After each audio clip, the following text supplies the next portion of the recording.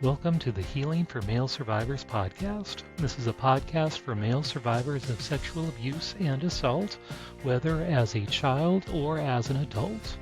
Know that you are not alone and the abuse was not your fault. My name is Mike Chapman. I'm a certified recovery life coach and also a survivor. Let's find hope and healing together. And welcome to the Healing for Male Survivors podcast. I'm your host, Mike Chapman, and today I wanted to give you news updates. I know my last episode, I believe episode 75, I gave the most recent update on the Menéndez trial, and I said I would update you if anything important happened over the summer. Nothing so urgent it couldn't wait until I started podcasting again in the fall. So let me update you on that. And before doing that, again, if you would like to join us live on future episodes, you can find out how to do so on my website, polarlifeconsulting.com/live. And two major updates. The first is that the parole was denied. They tried to go to the parole board and that was denied. And after reading more information about this, I found out that it is very, very common for anyone with a capital crime before a parole board. It's almost always that the initial parole request gets denied. It's like extremely common and very rare that parole is granted on the first request. So that's kind of encouraging. Yes, they were denied, but it's kind of normal that the first request is like, no. And they gave them very specific reasons because they were minor infractions, minor rule violations within the prison that are holding the brothers. And they mentioned it, cell phone contraband, illegal gifts being accepted, those kind of things. So yeah, I could see why. And they said, well, if you can't follow rules in here, how do we expect you to follow the rules of society when you get out? So yeah, it's the logic of parole boards, I suppose, and that is common. So it's not a huge surprise that the parole was denied. And yeah, I'm okay with that. The next thing is they also wanted to get a new trial based on the testimonies of Roy Rosario, which we talked about before, the person from Menudo, who was abused by their father sexually as well. And letters that one of the brothers wrote before the murders stipulating all the abuse, additional evidence of the abuse, the fact that they were under coercive control, which then ultimately led to the murder of the father and mother. And the judge at that time said, no, not enough evidence to think it could sway at least one jury member into changing the verdict, was what the judge said. So I know it's not given up. There's still hope. But yeah, that's where that is so far. Another interesting case that learned about over the summer is the sexual abuse in male college athletics. This started with the documentary Surviving Ohio State, which is on HBO Max, along with several other platforms. It tells the story of male victims of Dr. Richard Strauss, who was the sports medicine physician at Ohio State University from 1978 to 1998. So for 20 years, he was a sports medicine physician for all of their sports teams, very famous in the U.S. And he also used that position to sexually assault and abuse dozens upon dozens of male athletes.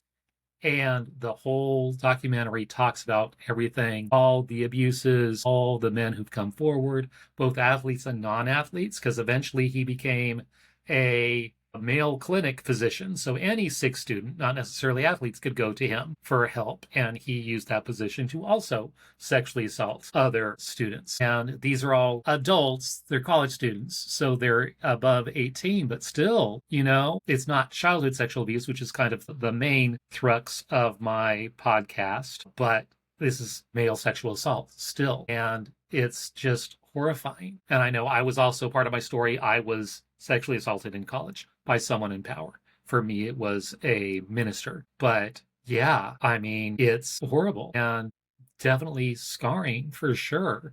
And because of the culture and the jock culture and so forth, they didn't really know how bad it was. It was just kind of accepted, and you kind of went along with it, especially the students. The athletes, and many are on scholarships, so you don't make waves because you don't want to get kicked out. Because if you get kicked out of the program, you get kicked out of college, you get kicked out of your life goal. So yeah, you put up with a lot. And the physician knew that. That was part of the grooming because he knew if these are vulnerable and they need me to side with them. If they say, oh, no, they're sick, they're not cooperating, let's kick them off the team. He would have that power. And so they went along with it. And the documentary examined the culture that allowed the abuse to continue, and survivor stories, and the coaches that turned a blind eye, ignoring it. And the Real Crime Profile podcast that I've also talked about here multiple times on my podcast, one that I follow, and I love those guys. But they reviewed this and interviewed several of the athletes, getting more in-depth versions of what occurred. And one mentioned, since this came out and was produced, even more similar abuse cases are coming out from Michigan State University, who their team, Dr. Robert Anderson, abused male athletes from 1966 to 2003. And then Indiana University, similar issues with their basketball team physician, Dr. Bradford Bomba, who had sexual misconduct claims from the 1960s through the 1990s. So this is an epidemic, 3 different college campuses, 3 different team doctors, school professionals taking advantage of the male students there. They said, based on findings of a recent survey of college-educated Americans under age 45, more than 1 in 4 current and former college male and female athletes said they endured inappropriate sexual conduct from a campus authority figure, most often a male professor or coach. More than half of those victims were also threatened by the perpetrator to not report the abuse. And in the show notes, I will have links to the HBO case and the Real Crime Profiles. They started talking about the show. They did a 2-part episode talking about this particular documentary. Then they started getting interviews. They ended up with 5 extra podcast episodes as well, 7 in total, including 5 interviews. Some might be multi-part interviews, but 5 different podcast episodes where they interview some of the athletes. So 7 parts total. Great series, and I'll have links to all of those episodes as well. And yeah, it's just amazing how this continues to happen. And I feel so bad for those college athletes because, yeah, I know what that was like, having experienced in the 80s on my own college campus. And yeah, it is just perverse that this happened so much for so long. And yeah, and I think colleges are now hopefully more attuned to that, but then also listening to the interviews and the aftermath and how the colleges say they're supporting the students in all of this to get justice, and then they still fight tooth and nail and to try to minimize any kind of liability they might have as an institution, to either accept fault, accept blame, accept responsibility, to pay out monetarily for the damage done because of their negligence. And they're fighting that tooth and nail with their attorneys that represent them. So they say one thing, oh yes, we're supporting all these athletes who got abused, but in reality, yeah, we're not going to pay them anything if we can help it. So yeah, like any institution involved in abuse, they circle the wagons and protect the institution at all costs. Forget about the victims. They are not a priority. Happens all the time. Sad but true. So those are the 2 main updates I wanted to share. So yes, overall quick episode. I have a lot, again, season 3, woohoo. I got a lot of interviews that I did over the summer and some just before we ended the spring. I've got several ready to go, and I'll be sharing those in the next few weeks. And again, if you would like to join us live on future episodes, you can find out more about how to do so at polarlifeconsulting.com/live. And we'll see you next time on the Healing for Male Survivors podcast.